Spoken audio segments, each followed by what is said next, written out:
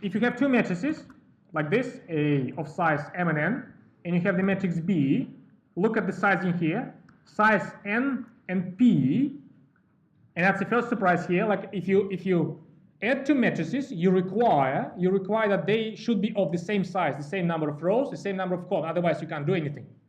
With the multiplication of two matrices, the requirement is different. Look at this. We require that the second index here is the same as the first index here. The rest is just whatever appears. So the number of columns here must be the same as the number of rows here. The result of this product will be a matrix. If I multiply my A with B, it will be a matrix. Look at the sizing of that matrix. We took M from here, number of rows from the first matrix, number of columns from the last matrix. N just gone. N it doesn't manifest itself in here at all. N for Nicholas. Now I'll give you first the formal definition of the multiplication. Sometimes you might probably need the formal one in one of the yellow book problems, and then I'll show you this on some particular choices of matrices, how we multiply the matrices. And it's a new skill for you. You have to master this skill because from like today I'll pay attention to it. I will do it in some details. Later on I'll be doing this in a rather quick fashion, and you have to keep up with me. So look at this. If I have my A with the components like this, if I have a B with the components like this, the product, it will be a matrix. It will have some components, and I'll give the name to this component C, J, K. Now the connection between the components here and between these two components, it is expressed formally. I'll give you the formal definition first. Formally, it is expressed like this. Look at this. The CJK entry, it is the sum like this. I'll take you through the sum. Look at this. In this sum, you take the J index, the row index of your result, and you take the row index of the result and equate it to the row index of your A entries. The column index is the one which is put here in the column index of the B matrix, but S is the one over which you run your sum. And that's the reason why you have N and N here, otherwise you won't be able to run this sum. If you in the expanded form, I can expand this for you. Look at this, how it will look. If you remove the sigma symbol, in the expanded form, it will look like this. You see, you keep the first index of A and the last index of B all the time JK, JK, JK, JK. But the inner indices, you increment them 1, 2, 3, 4, all the way to N. Let's just try this on this example. Look at this.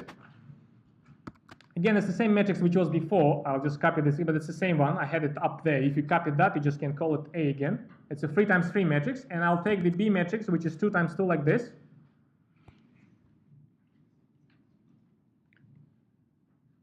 So look at the sizing here. This is a 3 times 3 matrix. This is a 3 times 2 matrix. If I try to match this with these conditions, here's my M and N. Here's my M and N indices. Here's the indices N and P. Here's the indices N and P. The result of the product, do I have it? Yes, that's the product. The product will be the matrix of the sizing MP, right? 3 and 2. M is 3, P is 2. So that's the result. That's the size of the result. And I'll open the result to you, and then I'll take you through every entry of the result, and I explain to you how this entry appeared. Look at this. The result will be this matrix: 748, 28, 18, negative 8, negative 52. Let's just see how these entries they appear. How did I come up with these entries? I'll use my boxes again for that. So I'll use this box. This entry 7. Look what I did to come up with this entry. It's the entry. You have to first ask yourself, what's the indices of this entry? That's the entry 1, 1, right? First row, first column. So you take, because the first row, you take the first row in your A matrix, you take the first column in your B matrix. Each of them, just if you look at them as like a sequence of numbers, have 3 elements in it. What you do now, you multiply the first element here with the first element here. You multiply the second element here, with the second element here. you multiply the third element here with the third element here. You will come up with 3 numbers. You add them up. That's the result. I'll write this here for you. So this 7, it came up like this. I took 5 times 2 plus 3 times 5 plus 9 times negative 2. First element here 5 with the first element here 2. Second element here 3 with the second element here 5. Last element here with the last element here negative 2. If you do the arithmetic, it will be 7, right? 10, 15, take 18. Take 15, take 18, 7, 7, that's the one. Now, if you now take the second element in this element 48, if you ask yourself how this element appeared, again you start with the indexing. This element has indices 1, 2, first row, second column. So you take first row here and you take second row here. And you do the same combination. First element here by the first element here, second element here by the second element here, last element by the last element. So you will end up with, I'll make it again here. The result of that will be 5 times negative 3 plus 3 times 9 plus 9 times 4. Here it is.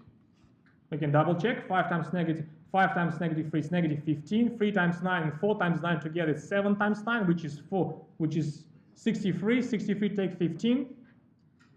It's 48. Right? That's the idea how we multiply the matrices. If you go further down, if you look at this one, the indices here, second row, first column. So you take second row here, you take first row here, and you do the same combination. If you go this element negative 52, you go third row here because the row index here 3. You go second column here because the column index here 2. So to fill up this matrix, you altogether have 6 entries. 6 times you have to do this thing. It's not really that complex, as it, I mean, if you see it for the first time, it might look like it's a very complex thing. But after a bit of a practice, you will realize it's not really that difficult. And you can do it from the top of your head, most of the entries.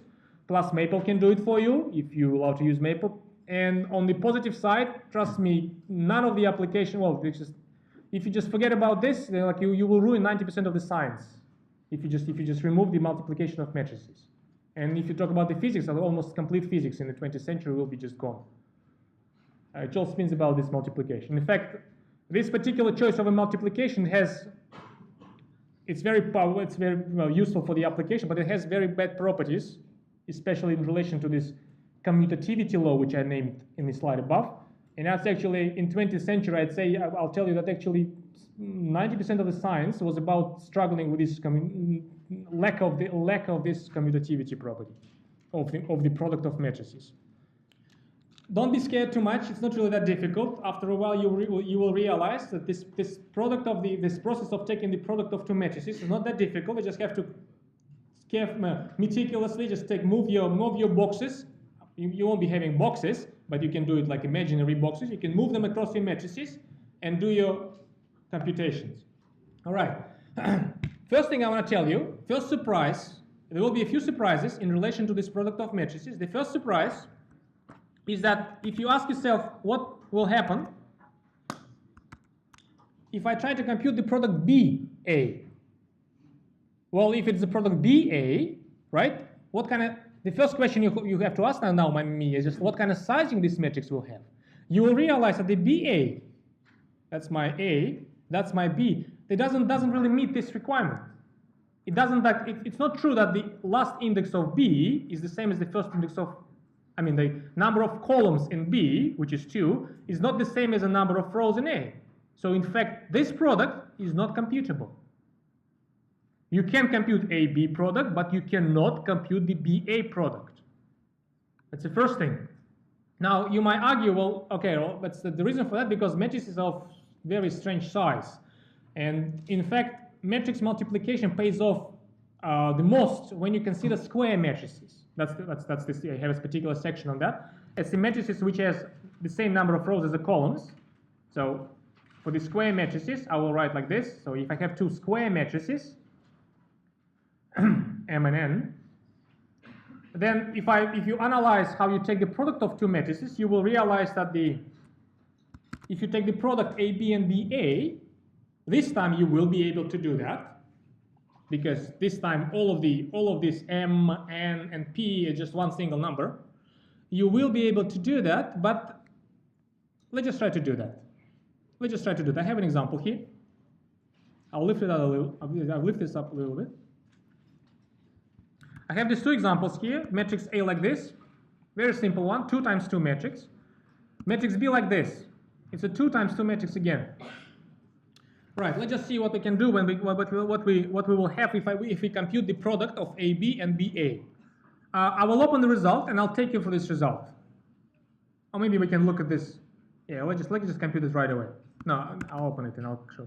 So if I compute AB product, that's the kind of result we will have. Look at this. Let's just look at this. For instance, this 15, it's the product of this row, and somehow my column disappeared. Okay, I'll use this box. And in this column, right? 2 times 9, it's 18. 3 times -1, it's -3. -3. 18 take 3 is 15. That's how this 15 appeared. If I put this here on 5, then I have to look at these two columns, and that will be 2 times -2, -4. 3 times 3, 9. So that's how 5 appeared. -4 plus 9 is 5. This element, -23. This time I look at this row, and this time I look at this column.